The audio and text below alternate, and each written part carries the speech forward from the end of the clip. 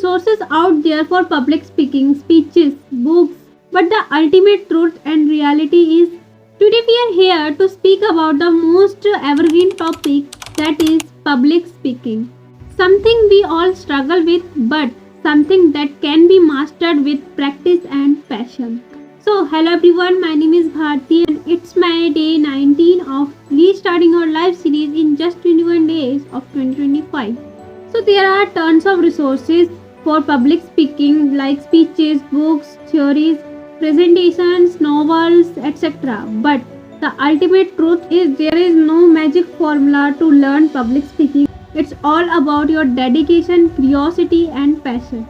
So, as per my experience till now, the key is always be curious, start asking questions, and try to engage in the conversation. Share your thoughts, opinions. I am proud to say that I have worked on my public speaking skills not by any particular formula or any particular strategy.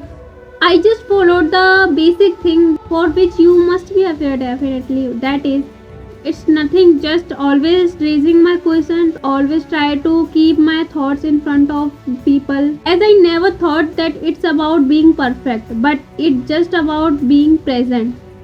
So the ultimate tip I wanna give you today for public speaking is सिर्फ एक basic चीज़ है जो हम सभी neglect करते हैं और हम सभी उससे बचते हैं. That is not involving in the conversation, not raising the questions. Even you have a good idea, never putting your thoughts in front of the people.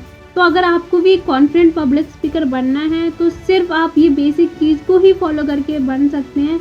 वो है डेली आप अगर कहीं पर भी कोई भी कन्वर्सेशन, कोई भी प्रेजेंटेशन कुछ भी चल रही हो उसमें हमेशा बोलने की कोशिश करो.